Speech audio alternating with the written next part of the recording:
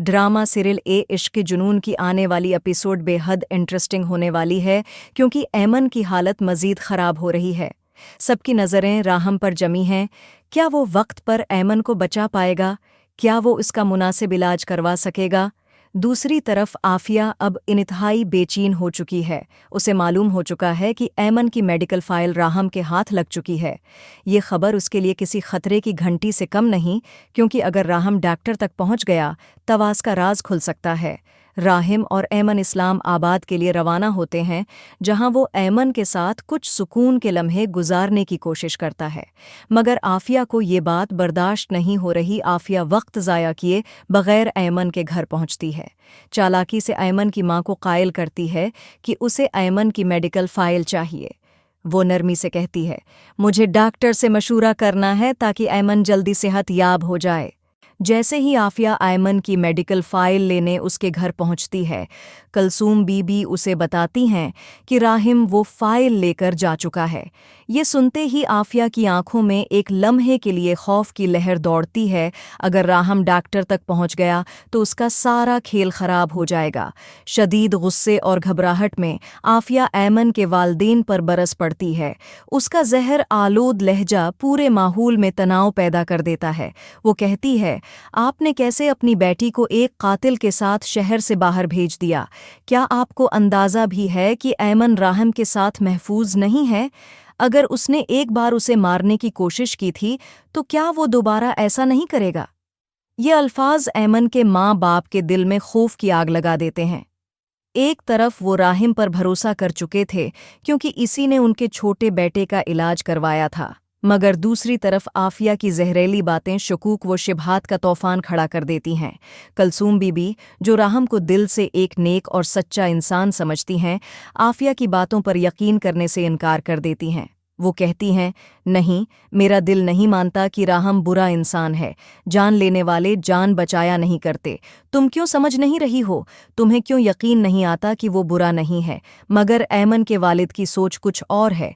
वो इंतहाई सख्ती से अपनी बीवी की बात मानने से इनकार कर देते हैं और आफिया की तरफदारी करते हुए गुस्से से कहते हैं, यकीन ही तो नहीं हो रहा।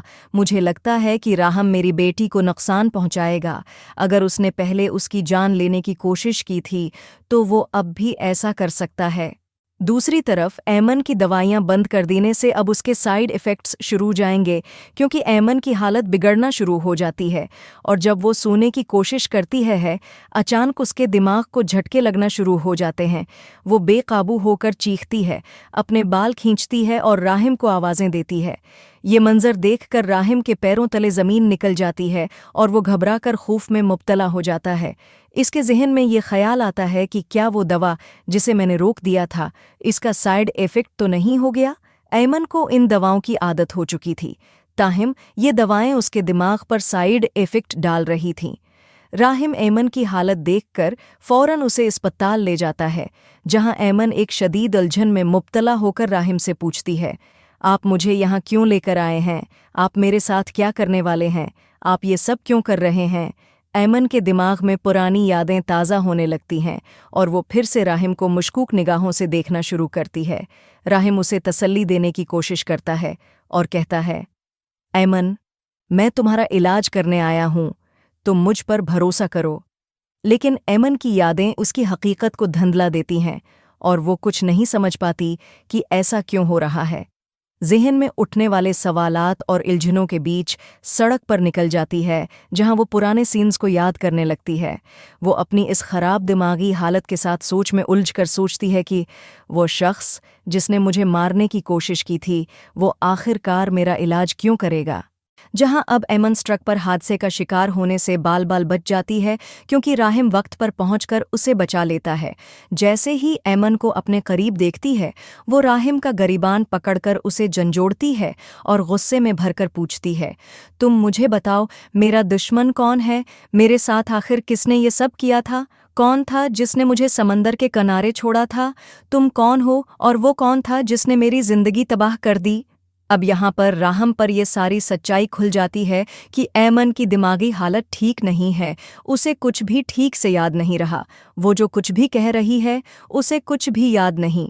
अयमन को ये तक नहीं पता कि सारा कुछ उसके भाई शहरोज़ ने किया था, और न ही उसे याद है कि इस वक्त और लोग भी वहाँ मौजूद थे। राहिम ऐमन को तसल्ली देने की कोशिश करता है, लेकिन ऐमन उसकी कोई बात नहीं मानती और फिर इसी शिद्दत से इसका गरीबान पकड़कर पूछती है कि वो कौन था जिसने उसके साथ ये सब किया। इसकी हालत को देखते हुए राहिम महसूस करता है कि ऐमन को सच बता देना चाहिए ताकि उसका दिमाग सुकून पाए। वो ऐमन से कहता है, आयमन, वो जो तुम्हारे साथ बुरा हुआ वो मैं नहीं था, वो मेरा छोटा भाई शहरूज़ था जिसको बचाने के लिए मेरी माँ ने तुम्हारा इस्तेमाल किया, और जो तुम्हें मेडिसिन दी जा रही हैं वो इसलिए हैं ताकि तुम्हारा दिमाग मुकम्मल तौर पर काम करना छोड़ दे और तुम्हारी याददाश्त कभी वापस न आए। ऐमन इस सुनकर हैरत में डूब जाती है और पूछती है, क्या आप सच कह रहे हैं? राहिम हाँ में जवाब देता है और फिर उससे कहता है, हाँ मैं सच कह रहा हूँ, बस अब तुम्हें मेरी मदद करनी होगी, जो डॉक्टर कहेगा तुम्हें वो करना होगा। लेकिन ऐमन को अभी भी यकीन नहीं आता और वो इसी इल्झन में मुब्तला रहती है कि क्या वाकई राहिम इसके साथ सच बोल रहा है। एक दफ़ा फिर राहिम ऐमन का डॉक्टर के साथ आमना सामना कराएगा, जहां डॉक्टर ऐमन को ये सब बताने वाला है कि जो मेडिसिन इसको दी जा रही हैं वो इसके दिमाग को बर्बाद कर सकती हैं, हत्ती कि इसे मुकम्मल तौर पर पागल बना सकती हैं। डॉक्टर बताएगा कि आप जो मेडिसिन ले रही हैं उनकी वजह से आपका दिमाग शदीद मुतासिर हो सकता है। उन मेडिसिन की वजह से आपको अभी तक जिंदा रहना एक मौजिज़ा है। आपको अब तक मर जाना चाहिए था, मगर खुशकिस्मती से आप बच गई हैं और राहिम ने आपको वक्त पर यहाँ लाया। अगर वो थोड़ी देर और करता तो आप दिमागी तौर पर मफलूज हो चुकी होते, आपका दिमाग ख़त्म हो चुका होता, आप पागल भी हो सकती थीं। जब ऐमन ये सारी बातें सुनेगी तो मुमकिन है कि उसके दिल में राहिम के लिए एतमाद पैदा हो जाए। ऐमन को शायद ये समझने का मौका मिले कि ये शख्स उसके साथ बरा नहीं चाहता और उसकी ज़िंदगी की हिफाजत के लिए हर मुमकिन कोशिश कर रहा है। अब यहाँ पर मुमकिन है कि उस हादसे के पीछे भी आफिया का ही हाथ हो और वो किसी न किसी तरीके से इस्लाम आबाद पहुँच कराए को भी खरीदने की कोशिश करेगी और उसे पेशकश करेगी। जितना तुम्हें पैसा चाहिए मैं देने के लिए तैयार हूँ, लेकिन ये लड़की जो इलाज करवाने आई है उसका इलाज नहीं होना चाहिए। तुम्हें उसको वही मेडिसिन देनी है जो उसकी याददाश्त को हमेशा के लिए ख़त्म कर दे। लेकिन डॉक्टर शायद आफिया की पेशकश को इनकार कर दे, क्योंकि वो एक ईमानदार इंसान हो सकता है जो अपने ज़मीर को बेचने के लिए तैयार नहीं। उसके बाद आफिया को कुछ समझ नहीं आता कि क्या करे। वो फिर शहरूज़ से राब्ता करेगी और कोई नई प्लानिंग करेंगे। शहरूज़ आफिया से कहेगा, मामा बस कर दें, मुझे खुद आकर सरेंडर कर देना चाहिए। मुझे उनसे कहना चाहिए कि सारी गलतियां मेरी हैं और मुझे कबूल कर लेना चाहिए।